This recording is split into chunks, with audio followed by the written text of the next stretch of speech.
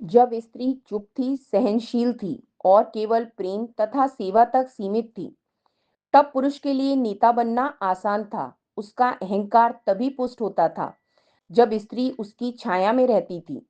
लेकिन जैसे ही स्त्री बोलने लगी, निर्णय लेने लगी और अपने लिए खड़ी होने लगी, वहीं से पुरुष के भीतर एक गुप्त द्वंद्व शुरू हुआ, अहम और आत्मसम्मान का। आधुनिक स्त्री का यह उभार कई पुरुषों के भीतर छिपे उस असुरक्षित बच्चे को हिला देता है, जो हमेशा यह मानकर चलता था कि घर और रिश्ते का असली मालिक वही है। पुरुष के भीतर यह डर तब गहराता है जब स्त्री जरूरत से चुनाव बन जाती है। पहले स्त्री को जीवन यापन और सामाजिक सुरक्षा के लिए पुरुष की आवश्यकता होती थी, लेकिन अब वह कहती है, मैं तुम्हारे बिना भी जी सकती हूँ, लेकिन तुम्हारे साथ जीना चाहती हूँ।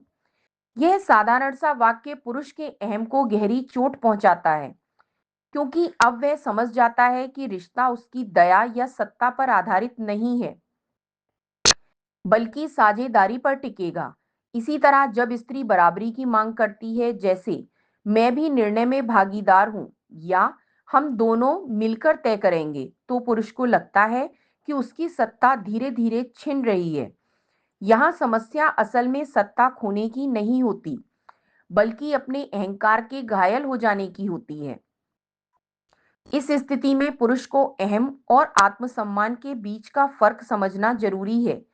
अहंकार हमेशा कहता है, मैं श्रेष्ठ हूं, मैं बड़ा हूं, और जैसे ही कोई इस श्रेष्ठता को चुनौती देता है, पुरुष रक्षात्मक हो जाता है और स्त्री को बहुत बोलने वाली या बहुत आगे बढ़ने वाली ठहरा देता है।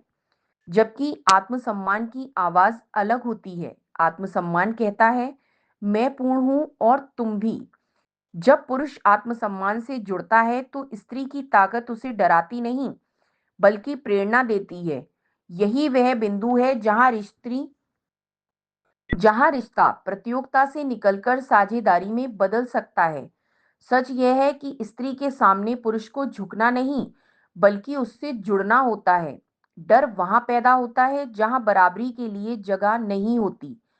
अगर पुरुष यह समझ ले कि स्त्री की स्वतंत्रता उसके लिए खतरा नहीं है, तो वह सहजता से उसके साथ खड़ा हो पाएगा।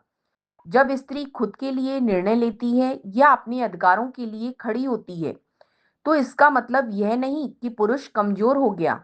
इसका अर्थ है कि अब दोनों मिलकर रिश्ते को और मजबूत बना सकते हैं। इसके लिए पुरुष को खुद से कुछ कठिन सवाल पूछने होंगे। क्या मैं उसकी प्रगति से असहज हूं? क्या मैं उसे नियंत्रित करना चाहता हूं या समझना चाहता हूं? इस तरह का आत्मचिंतन ही पुरुष को परिपक्व बनाएगा। जब पुरुष स्त्री की उड़ान को रोकने के बजाय उसकी ऊर्जा बनता है, तो वही स्त्री आगे चलकर उसकी सबसे बड़ी शक्ति और सहारा बन जाती है। सच्चा बल इसी में है कि पुरुष स्त्री की शक्ति को संभाल पाए, उससे डरकर पीछे ना हटे। आधुनिक स्त्री से डरने की कोई आवश्यकता नहीं है। असली जरूरत है उससे जुड़ने की। वह बराबरी चाहती है, संघर्ष नहीं। वह साथ चलना चाहती है, किसी को पीछे छोड़ना नहीं। जब पुरुष अहंकार से ऊपर उठकर आत्मसम्मान और समझ की दृष्टि से स्त्री को देखता है, तो वही स्त्री उसके जीवन की सबसे बड़ी साथी ही नहीं, बल्कि एक जीवंत प्रेरणा बन जाती है। और यही वह बिंदु है जहां नया, सुंदर और संतुलित रिश्ता जन्म लेता है।